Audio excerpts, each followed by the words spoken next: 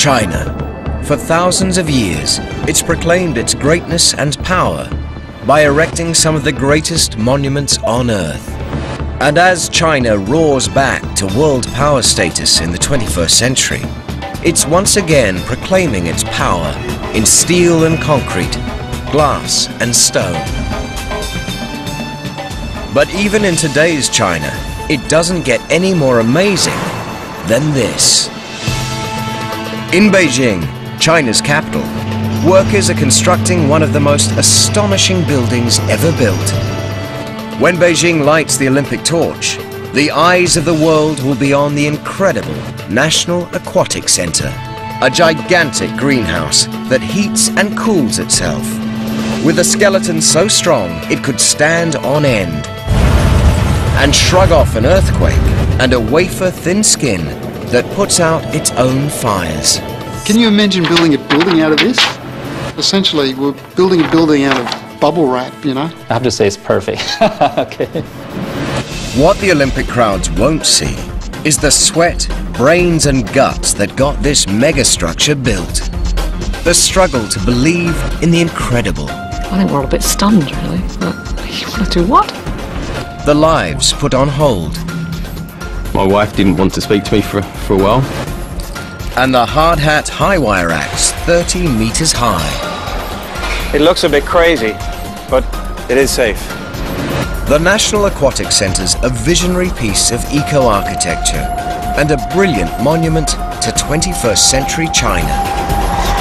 And it's also a tribute to a team that conquered fear and doubt and didn't quit until they'd made the impossible a reality.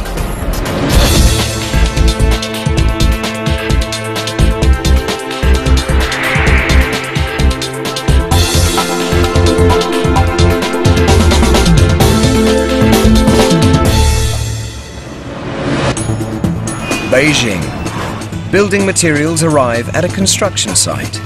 Hardly unusual in this construction-crazy town.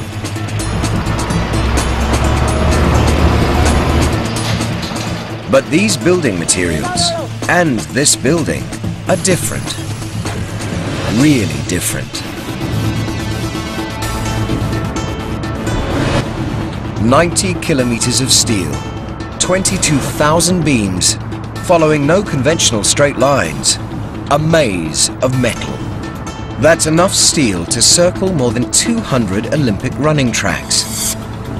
And it's covered with plastic, 100,000 square meters of it, enough to cover 14 full-size rugby pitches, cut into cushions as big as 9 meters in diameter, but only 0.2 of a millimeter thick, nearly 8 times thinner than a penny. Officially, it's called the National Aquatic Center, but in the world of mega architecture, it's known as the Water Cube. It's a fantastic honeycomb that looks as light and fragile as a tinker toy. But in reality, it weighs 6,500 tons. That's almost as heavy as all the metal in the Eiffel Tower. And inside its walls and ceiling, nothing but air. There is nothing else like it. Who came up with this amazing building? Engineering team leader Tristram Carfrey. Architects John Billman, Mark Butler and Chris Bosse. Fire engineer Marianne Foley. Structural engineer Mark Arkenstall. Building modeler Stuart Bull. Environmental engineer Heiko Scheppers. Chinese design team project manager Yi Hongtao. Part of a 100-strong architectural and engineering dream team. A team that envisions the original, the astonishing, and the apparently impossible, and made it into a megastructure. Sydney, Australia, 2002. The architectural firm of PTW and the structural engineers of Arup Australia team up with a Chinese consortium led by China State Construction Engineering Corporation and go after one of the world's most coveted construction contracts. From day one, the pressure's on, because they're literally racing the clock. A giant clock in Beijing's Tiananmen Square, counting down the hours and seconds to the 2008 Summer Olympics. China has invited the world's greatest architects and engineers to transform Beijing into an Olympic host city like none ever seen. The Chinese-Australian team's goal: to design and build the Olympics' prestigious swimming venue.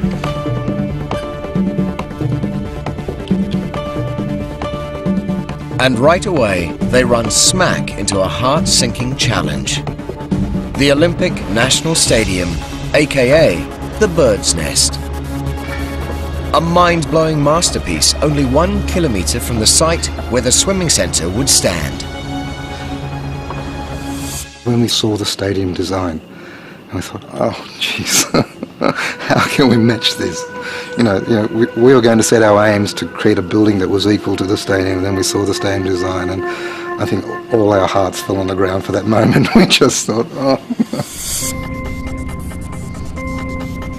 The team searches for a design that will knock the judges' socks off, and searches, and searches, and searches. And then, after nearly 6 weeks of failure, and with the completion deadline looming, the eureka moment. Soap bubbles. Despite their random appearance, soap bubbles always cling together in regular patterns, in 12 and 14-sided cells, nature's most efficient division of space. And despite their flimsy look, an infinite array of connected soap bubbles has a geometry that's just right for a high-tech building. Strong enough to be the model for a megastructure. 3 soap films always come together at 120 degrees, like a Mercedes symbol. And along that line, right, the 3 symbols come together, there is an axis that we can use as a piece of structure. So we can put a pipe down that line. Those lines always join 4 to a node. We can stick a joint in, we can pull in 3 more pieces, we get a structure. At last, the team has a design bold and original enough to win the competition. What they don't have is time.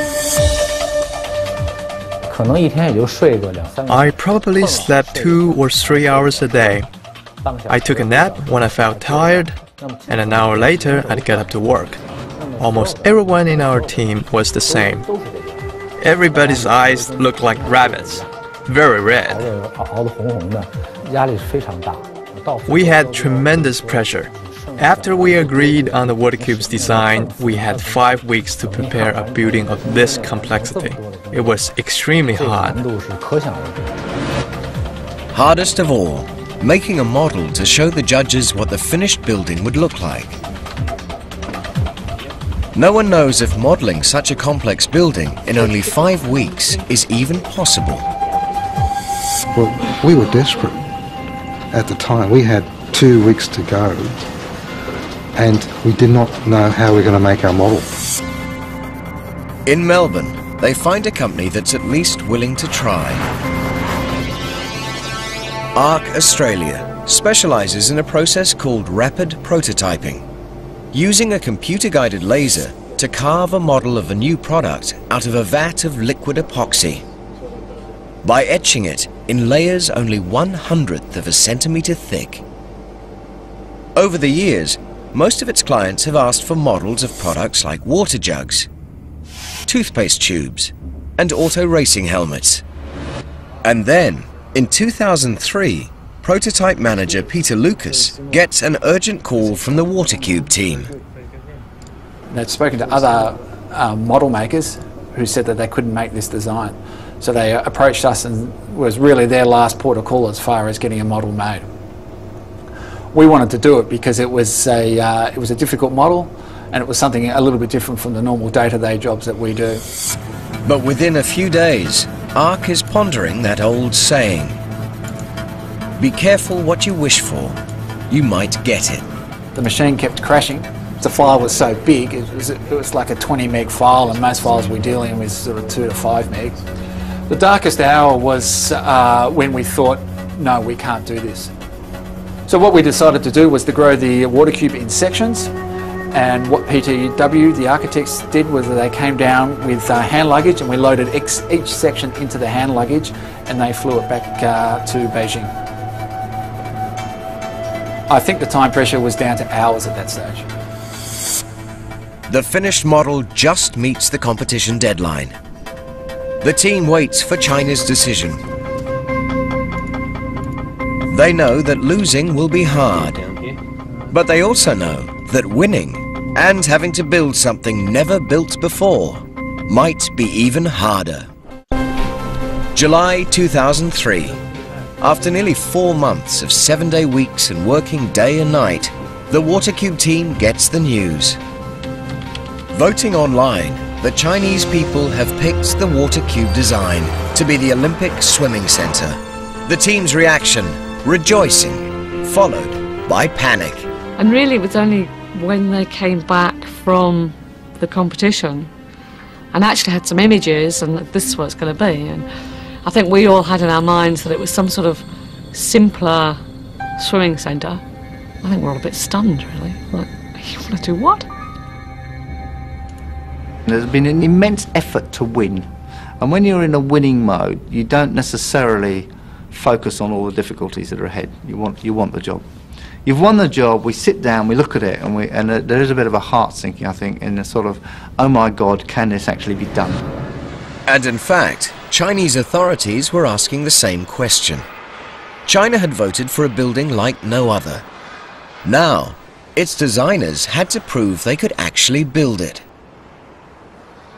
The Water Cube's gigantic steel honeycomb had 22,000 steel beams, following no conventional straight lines. A crazy-looking pattern. Its roof and walls would have to be 100,000 square meters of bubbles, made of something light enough and flexible enough to cover this apparently random maze of steel, but strong enough to stand up to Beijing's desert sandstorms, broiling summers and sub-freezing winters. Glass, too heavy and brittle. Concrete, a design disaster. The answer came from way outside the box.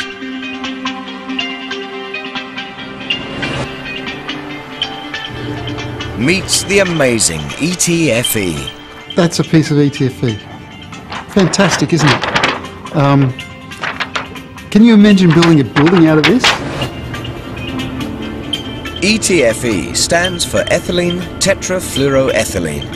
Chemists call it fluoropolymer. The rest of us call it plastic. Essentially, we're building a building out of bubble wrap. It may look like freezer wrap or a dry cleaning bag, but ETFE is a plastic like no other. A plastic with a past. In 1938, an American chemist at DuPont Chemical Company was experimenting with gases and accidentally created a new substance, known around the world as Teflon. Since 1960, Teflon's helped millions in the kitchen. But most people have no idea it hasn't always been a labor-saving coating on their frying pans. Originally, Teflon had a much more serious purpose. During World War II, scientists used it to coat the gaskets inside the first atomic bombs to prevent corrosion and ensure success. Just 50 seconds later, 15 miles from ground zero, the Enola Gay rocked at last. By 1970, America was sending spacecraft and astronauts beyond Earth's atmosphere and needed to protect them against cosmic radiation. So NASA and DuPont tweaked Teflon's chemical structure and created ETFE. The 1960s and 70s also saw the rise of the geodesic dome and other architectural innovations. And it wasn't long before architects and engineers grasped ETFE's potential. The miracle plastic that had once helped transform cities into rubble would now help transform them into futurescapes. The sun's ultraviolet rays can't hurt ETFE. Samples created decades ago still look brand new. It's just 1% of the weight of glass and much more flexible. Incredibly, it's also more transparent than glass and lets in more light. And thanks to its space-age origins, it's a superb insulator. Today, ETFE covers some of the world's most impressive structures, like the Eden Project in Cornwall, England, and Munich's Allianz Arena, host site of the 2006 World Cup. But the Water Cube's 100,000 square meters sets the record as the biggest ETFE construction in the world. An impressive statistic that worries Chinese officials. They ask, what will happen if 100,000 square meters of plastic catches fire, with 20,000 Olympic spectators inside? To win approval for ETFE, Arup's lead fire engineer, Marianne Foley, has to change some minds fast. And the first mind she has to change is her own. When I was first presented with, this is what we're going to do, it's like, you're going to be kidding me, you're going to cover the building in plastic. Because, you know, obviously the typical ones, like, there's going to be huge flames licking up the side of the building, and that's not going to be good. We all got visions of what plastic may do in the event of fire, and we're sort of envisaging big fires and raining flaming droplets down, and there's plenty of material, plenty of plastics behave like that. But Foley soon discovers that ETFE doesn't behave like other plastics. She researches the worst-case scenario, a fire in the Water Cube with some 20,000 Olympic spectators inside, and asks, what will those 20,000 people see? But you're not going to see what you know, the movies show you, for example, of flames licking up the outside of a building and you know, the towering inferno kind of stuff. You're not going to see any of that. I mean, the likelihood actually is you would see nothing at all, which is a terribly boring answer. Inside the cavernous Water Cube, flames will have a hard time reaching the ETFE skin. But what if they do? At the Water Cube's ETFE factory in Beijing, a demonstration reveals what will happen. If a fire does reach the ETFE skin, the skin won't burst into flame. Instead, ETFE will just melt away. But only as long as the flame stays on it. Take the flame away, the melting instantly stops. It looks like magic, but ETFE expert James Murphy knows it's just good chemistry. ETFE has a chemical in it, fluorine, sort of like the chemical that's in your toothpaste, and that puts out the flame. The fluoride in the ETFE prevents enough oxygen from being present to sustain fire. No matter how long fire touches it, ETFE doesn't burst into flames. It melts and drops away. And that's a big benefit because it allows all the harmful gases and smoke out of the building, and that allows people to see and get out safely. What you're essentially going to see is what looks like a very large piece of cling wrap shriveling away from a lighter flame. It's just going to shrink away, and you're just going to get a hole, and then people evacuating. The design team proves that if the Water Cube's skin caught fire, it will simply wrinkle up and blow away. But what will happen to its immense steel skeleton? A fire can make steel so hot it weakens and gives way. China's fire code requires spraying steel with a fire-resistant chemical coating. Very effective and very ugly. The team argues that given the building's vast amount of visible steel, fireproof slurry will make an Olympic masterpiece look like a gigantic bowl of porridge. It's a terrible material, actually. The idea that we would have had to do that to that building it just makes me laugh, actually, because, you know, there's just no way. But to win that argument, the Water Cube team has to prove that their steel honeycomb will survive a fire on its own. And that means burning some midnight oil. In here that we have the problem with the two beams. We had to look at how fires in the building would affect this very intricate structure. That level of complexity was not something I'd done before, and it's not something you would normally do. Foley painstakingly analyzes the Water Cube's design to determine where fires are likely to break out and what part of the building will be most vulnerable to fire. While her fellow engineer, Mark Arkenstall, calculates how strong the steel frame will have to be to withstand a fire without a protective coating.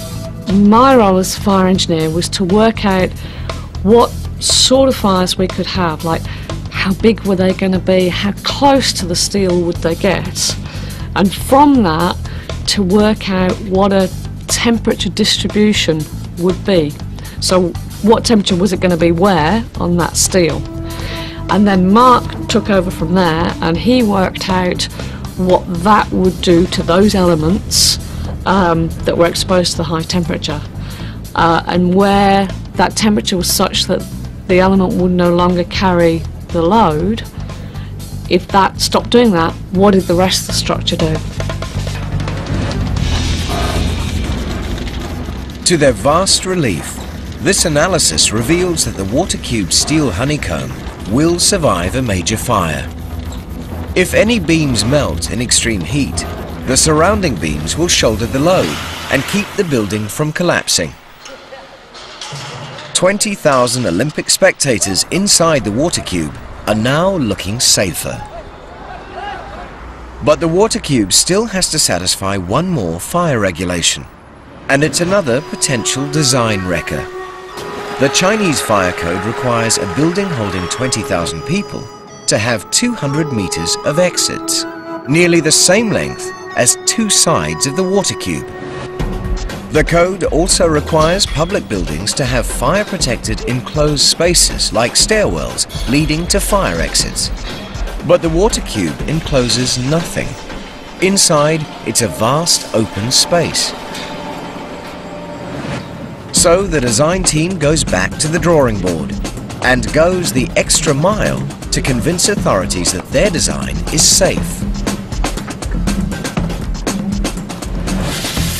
Even though tests show that ETFE will melt, not burn, and will allow smoke to escape a burning Water Cube, Marianne Foley models the probable pathways smoke and flame will take and positions sprinklers and smoke extractors along those routes to make doubly sure that fires will go out and smoke will be sucked out of the building. She argues that with these extra safeguards in place, enclosed escape routes and 200 meters of exit doors aren't necessary or even effective. People don't actually use those. They don't like them, they don't know where they go, they're afraid of them. We all like to leave a building the same way we came in, or at least a way we've mind mapped. So we know how to get out, we know where we're going to go, we know what it's going to look like. Impressed with the team's arguments, Chinese fire experts approved the Water Cube's design without any changes. It was wonderful. Our peer reviewers said that we had essentially done state-of-the-art engineering, that they thought what we'd done was fantastic and that they fully supported it, which is nice to hear. But fire isn't the only thing the authorities were worried about. Can the Water Cube's gigantic honeycomb survive in one of China's deadliest earthquake zones? There will be plenty more long days and sleepless nights to come. In 1976, a single earthquake killed 240,000 people, only 180 kilometers from Beijing, where the Olympic Swim Center will stand. With the Olympic countdown clock ticking, the heat is on to prove the water cube can survive an earthquake. And Arab engineer Mark Arkenstall is definitely feeling that heat. From a structural engineering point of view, we had to be confident that this very complex building would stand up in Beijing with earthquakes, wind, snow, you name it. And it's not just like designing a warehouse. It's actually the water cube. It's just so much more than anything you'll ever see anywhere. The challenge: how to make the water cube steel honeycomb strong enough to stand up to high winds, dust storms, snow and earthquakes, but light enough so it won't collapse under its own weight. After cyber testing 190 different scenarios, the team proves that despite its resemblance to the world's biggest tinker toy, the water cube will fare extremely well in an earthquake. But one more challenge remains. The water cube's builders need a 3D computerized blueprint, a virtual model that assembles the entire building in cyberspace.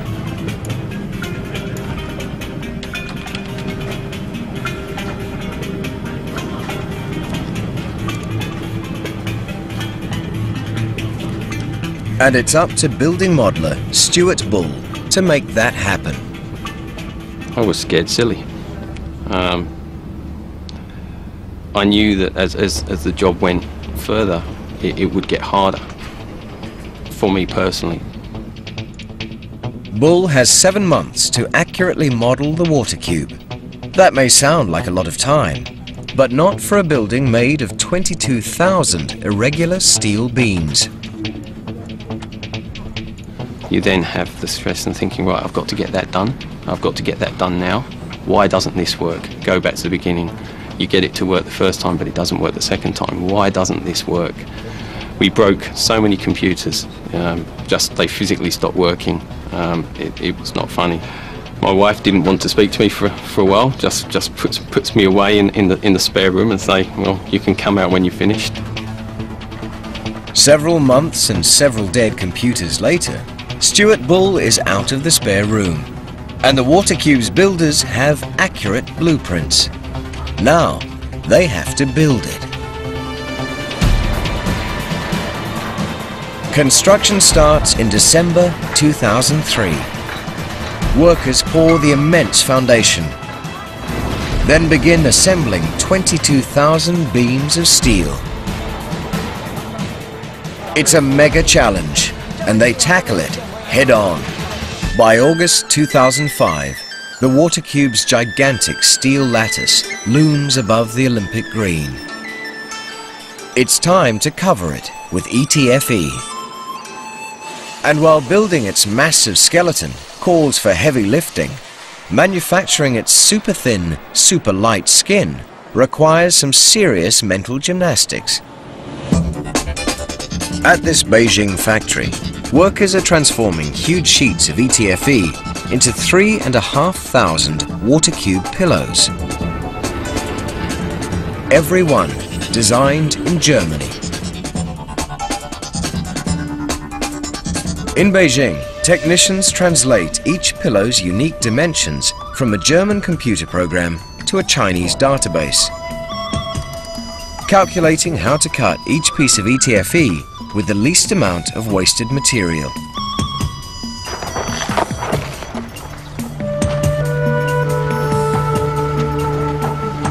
While other workers stretch huge sheets of ETFE over a giant vacuum table, sealing them flush with the surface.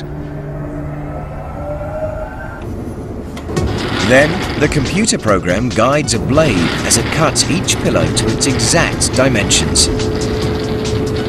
Every finished pillow must be exactly as it was designed. For factory owner Stefan Lienert, that meant some sleepless nights when manufacturing began. The thing is to have these cushions, every one of them, manufactured to the precise dimension, have it done on the right day, in the right position, for the team to be installed in time.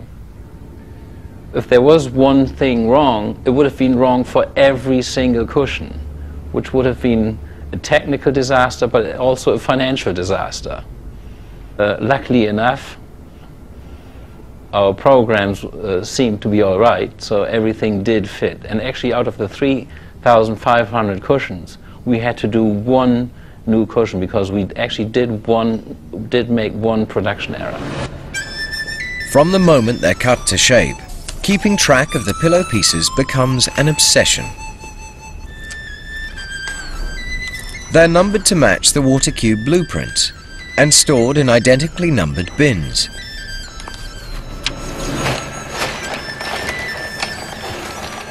Workers weld a rope into each pillow's edges so that they can be clamped into an aluminium frame.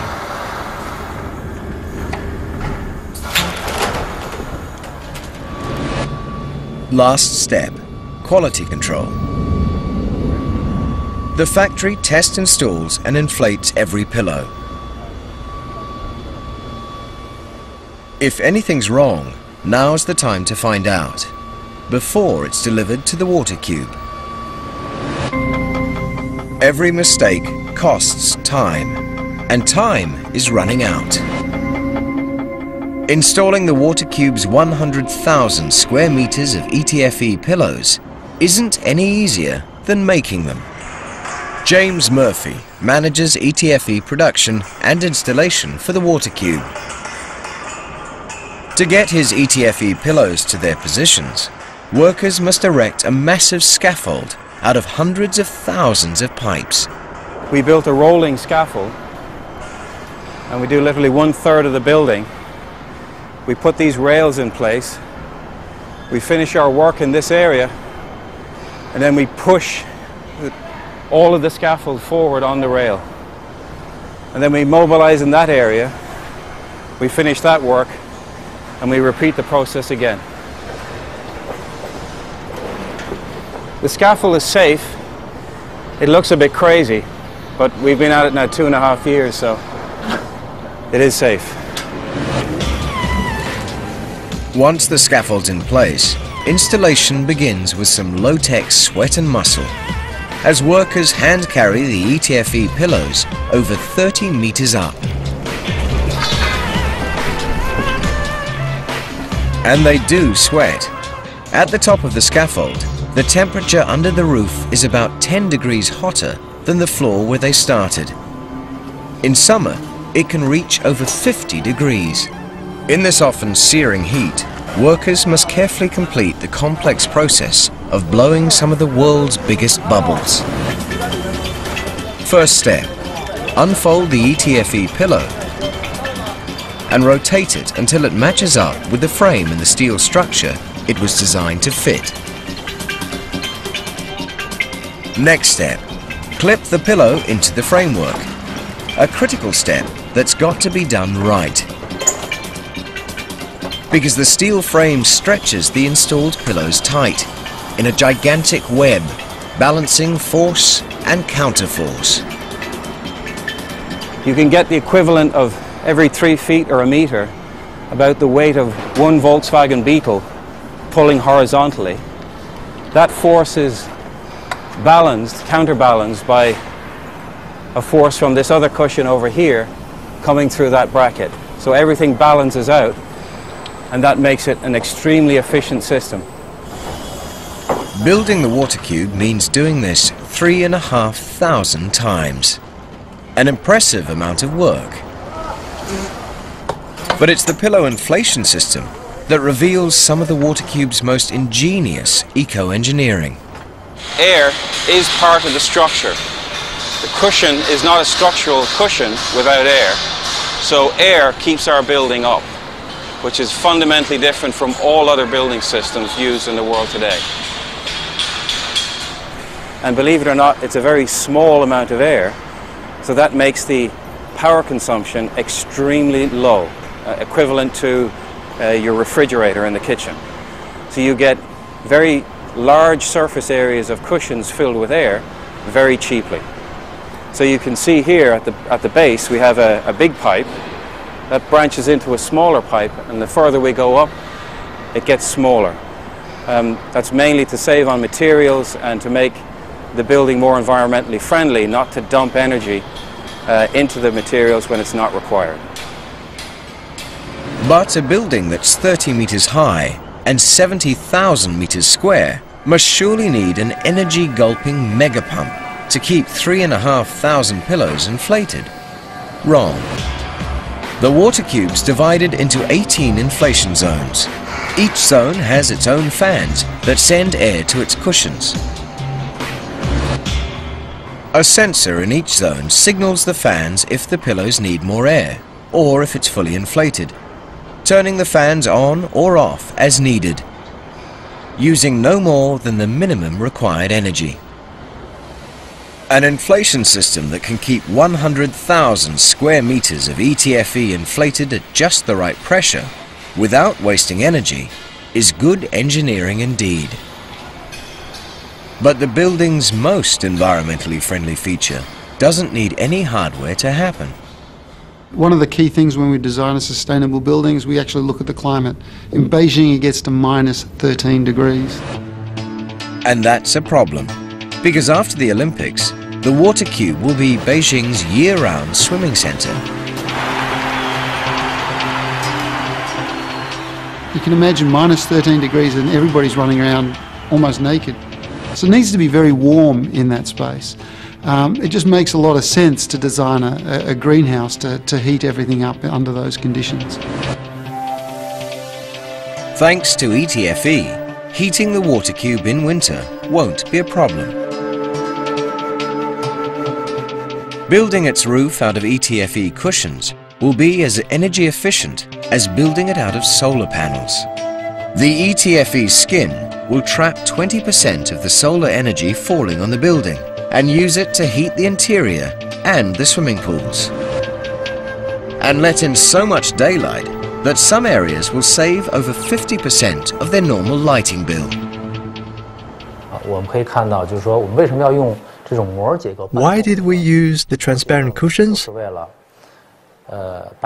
that the interior could be lit by daylight until very late in the day. It saves a lot of lighting cost. At the same time, the sunlight can heat up the water as well as the interior temperature. We estimated that we can save up to 30% of energy than a conventional stadium. ETFE's greenhouse effect makes the Water Cube a brilliantly sustainable building, but only for half the year. Our problem is actually more to do in summer when it is 31 degrees in Beijing, and how do we make sure it doesn't get too hot in the space. The same greenhouse effect that makes the Water Cube cozy in winter makes it an oven in summer. Somehow, it has to cool itself as sustainably as it heats itself, without using too much energy. And that's where these dots come in. They look unremarkable, but don't judge them by their looks. Thanks to these dot patterns built into its skin, the Water Cube can efficiently regulate its temperature, keeping cool in blazing summers with minimal help from air conditioning. The dots reflect solar energy away while letting daylight in. The thicker the dot pattern, the more heat stays out. The thinner the pattern, the more heat gets in. And how thick or thin the pattern depends on where it is. We change the amount of print on each cushion based upon what activity is happening in the room. We're standing in a place that will be a bar eventually, so during the day people will be sitting down relaxing. They don't want to be overheated by the sun energy coming in and making the place uncomfortable. So we put a very high density, many dots together, close together, up to 55 or 60% of the surface area in these areas allow us to reduce the cooling load by up to 40%, which is extremely efficient. So when you look around the building in here, we have less than 20% frit on this cushion. On the outside we have 50%, and then around the structure we have about 10%. which again optimizes every part of the building to reflect out that heat energy from the sun, but to let in the light energy to cut down on the artificial lighting needs for the building. And that is basically the magic and wonder of print on ETFE cushions. And there's one more way that ETFE makes the water cube a wonder of sustainable architecture. Something that explains why these workers have to toil in temperatures up to 50 degrees. When it's finished, the ceiling they're installing will be where the water cube stores its own self-generated energy between outer and inner layers of ETFE. We have two skins of these ETFE bubbles, and we capture the energy in between the two skins. In winter, that energy stays where it is. We essentially seal the whole box and capture all that energy. In summer, we ventilate that out. We open up the ETFE bubbles at low level and high level, and we flush that energy back out of the building. We have seat fans for audiences. It only lowers the temperature within the spectator area.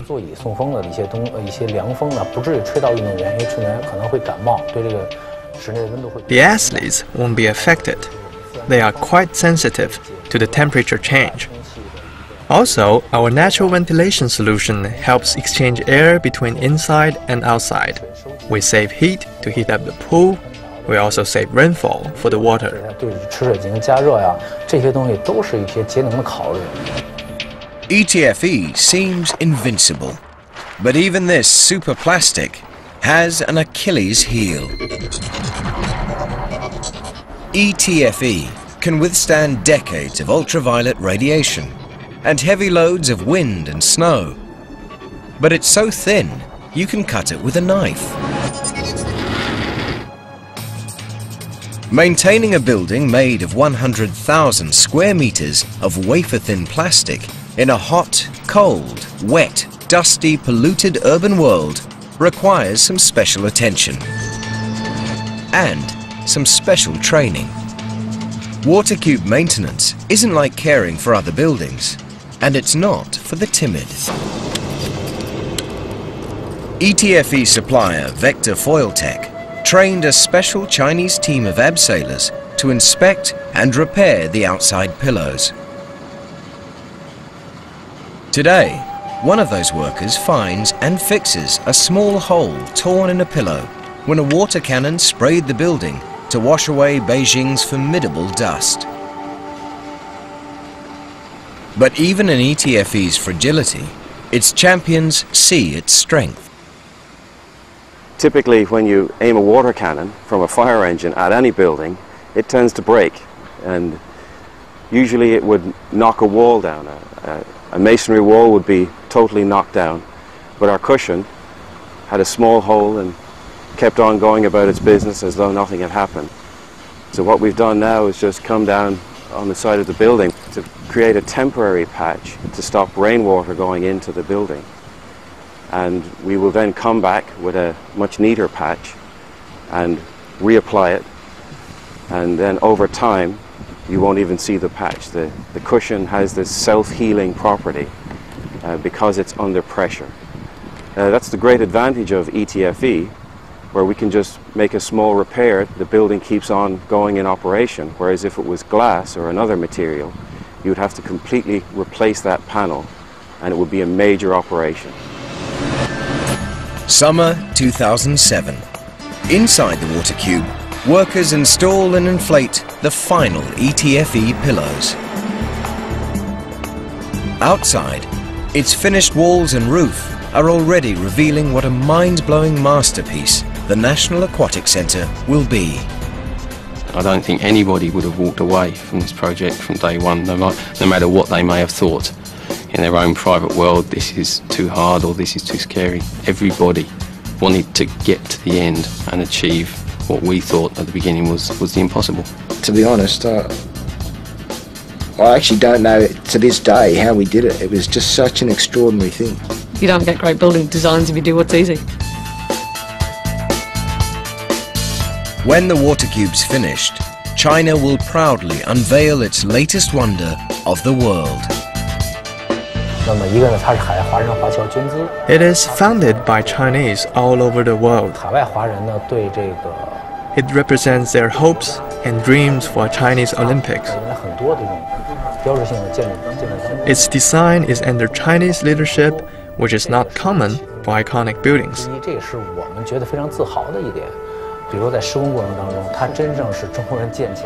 Its construction is totally by Chinese, achieved by our own innovation, so it is something to be proud of.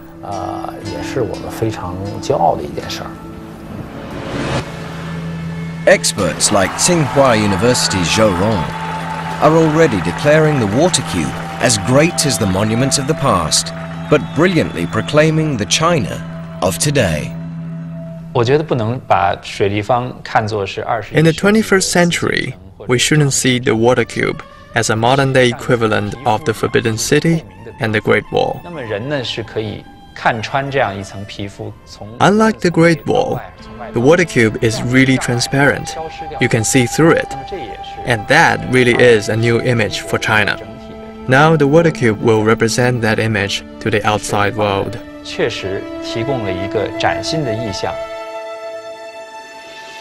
I have to say it's perfect. Okay.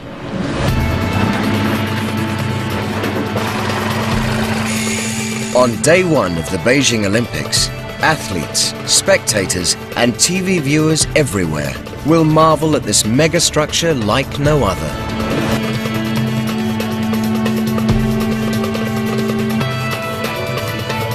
And all the people who worked so long and so hard to dream it and build it can finally relax.